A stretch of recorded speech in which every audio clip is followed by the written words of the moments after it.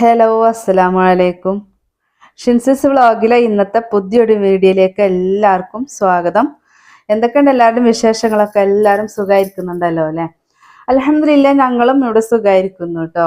അപ്പം ഞാനിന്ന് വന്നിട്ടുള്ളത് ഒരു അടിപൊളിയായിട്ട് പെട്ടെന്ന് ഉണ്ടാക്കിയെടുക്കാൻ പറ്റിയിട്ടുള്ള ഒരു ഈവനിങ് സ്നാക്സിൻ്റെ റെസിപ്പി ആയിട്ടാണ്.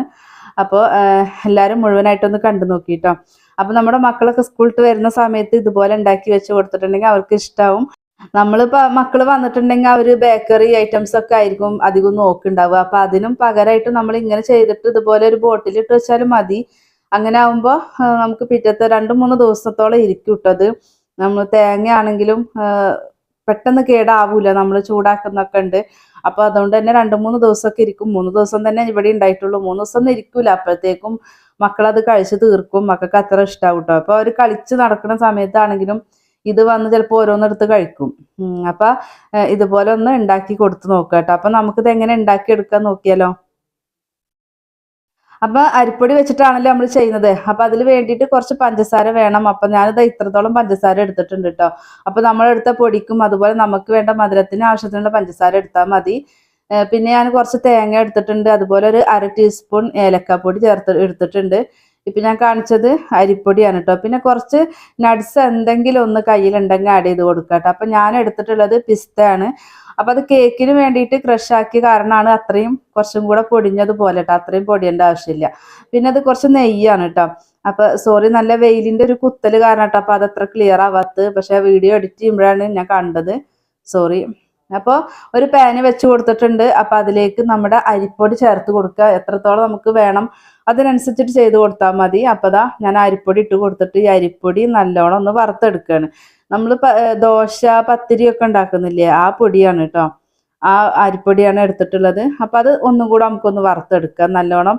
അപ്പൊ അത് വറവായോ എന്നറിയാൻ നല്ല സ്മെല്ലൊക്കെ വരും കേട്ടോ. നമ്മുടെ ഈ പൊടി നല്ലോണം വറവായിട്ടുണ്ടെങ്കിൽ പിന്നെ മീഡിയം ടു ലോ ഫ്ലെയിമിൽ ഇട്ടിട്ട് വേണം നമുക്കിത് ഇളക്കിയിട്ട് ഒന്ന് വറുത്തെടുക്കാനായിട്ട്. ഇപ്പൊ മീഡിയം ഫ്ലെയിമിൽ ഇടുമ്പോഴും നല്ലോണം ആവുന്നുണ്ട് തോന്നുകയാണെങ്കിൽ ഏറ്റവും ലോയിൽ ഇട്ട് കൊടുക്കുക.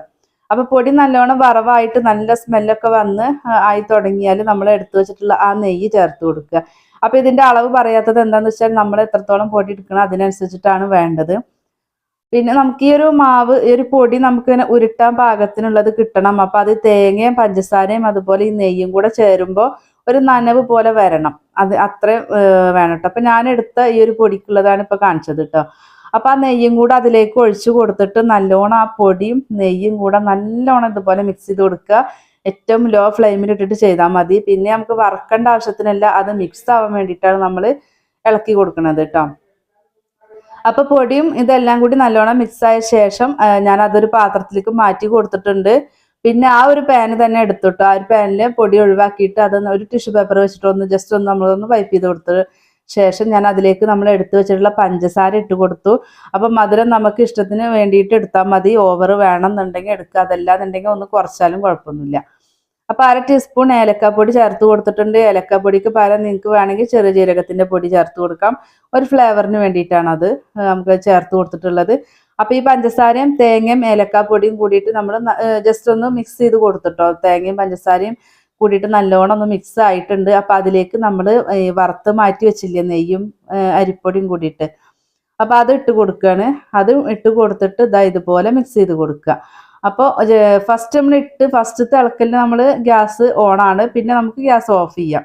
എന്നിട്ട് നമുക്ക് ഈ ഒരു പൊടിയും തേങ്ങയും പഞ്ചസാരയും എല്ലാം കൂടിയിട്ട് നല്ലോണം മിക്സ് ആയിട്ട് വരണം കേട്ടോ. കാരണം നെയ്യ് ഒഴിച്ചപ്പോൾ തന്നെ മാവ് പൊടി കട്ടായിട്ട് നിൽക്കുന്നുണ്ടാവും. അപ്പം അതെല്ലാം നമുക്ക് ആ സ്പൂൺ വെച്ചിട്ട് നല്ലോണം ഉടച്ചിട്ട് മിക്സ് ചെയ്ത് കൊടുക്കുക. അപ്പം അതെല്ലാം മിക്സ് ആയിട്ടുണ്ട്. അപ്പം ഇനി ഇതിലേക്ക് ഞാൻ എടുത്തത് പിസ്തയാണ്. അപ്പം നിങ്ങൾക്ക് കാഷ്യൂനട്ടോ പിന്നെ പൊട്ടുകടലോ നിലക്കടലോ എന്ത് വേണേലും എടുക്കാം.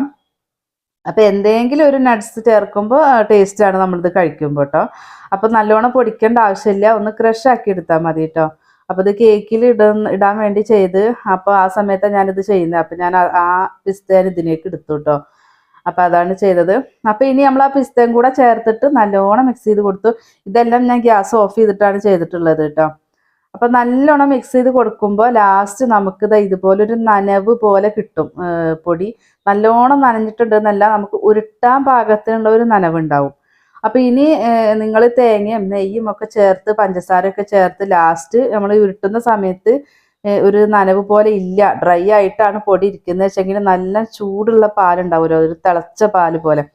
അതൊന്ന് ഒരു 2 ടീസ്പൂൺ 2 ടേബിൾ സ്പൂണൊക്കെ ഒഴിച്ചിട്ട് നമുക്ക് ആ സ്പൂൺ വെച്ചിട്ട് നല്ലോണം മിക്സ് ചെയ്ത് കൊടുക്കുക. മിക്സ് ചെയ്ത് കൊടുത്തിട്ട് ഒന്ന് ഉരുട്ടി നോക്കി നോക്കുമ്പോൾ നിങ്ങൾക്കത് ശരിയായിട്ട് കിട്ടും കേട്ടോ. അപ്പോൾ ചൂടുവെള്ളം ഒന്നും ചേർത്താൽ വലിയ ടേസ്റ്റ് ഉണ്ടാവും തോന്നുന്നില്ല. ഇനിയിപ്പോൾ പാലില്ല എന്നുണ്ടെങ്കിൽ ചൂടുവെള്ളം, നല്ല ചൂടുള്ള വെള്ളം ഒരു 2 ടീസ്പൂണ് ചേർത്ത് കൊടുക്കുക. ഇതിൽ മധുരം കുറവാണെങ്കിൽ 2 നുള്ളു പഞ്ചസാരയും കൂടി ഇട്ടിട്ട് അത് ചേർത്ത് കൊടുത്താൽ മതി. ഒത്തിരി വെള്ളം ഒഴിച്ചിട്ട് എടുക്കരുത്, ചെറിയൊരു നനവ് പോലെ മതി കേട്ടോ. അപ്പം അങ്ങനെ പാല് ചേർത്ത് കൊടുക്കുമ്പോൾ അടിപൊളിയാണ് കേട്ടോ. നമുക്ക് ഈ വെള്ളം കുറവ് ഉണ്ട് തോന്നുകയാണെങ്കിൽ നമ്മൾ നെയ്യും തേങ്ങയും പഞ്ചസാരയൊക്കെ ചേർത്തതല്ലേ, അപ്പോൾ ചെറിയൊരു നനവ് ഉണ്ടാവും, ഇതുപോലെ ഉരുട്ടിയെടുക്കാൻ പറ്റും. അപ്പം അഥവാ നിങ്ങൾ ചെയ്യുന്ന സമയത്ത് കുറഞ്ഞു പോയാൽ ഇനി എന്ത് ചെയ്യുമെന്ന് വിചാരിക്കണ്ട. നമുക്ക് ഈ ഒരു പൊടി ഇങ്ങനെ കഴിക്കാനും ടേസ്റ്റ് തന്നെയാണ്. പക്ഷെ നമ്മളൊന്ന് ഓരോ ഉരുള എടുത്ത് വെക്കുമ്പോൾ മക്കൾക്ക് അതാവുമല്ലോ ഇഷ്ടം. അപ്പം നമുക്ക് ആവശ്യാനുസരണം വലിപ്പത്തിലുള്ള ലഡു പോലെ ആക്കിയെടുക്കുക കേട്ടോ.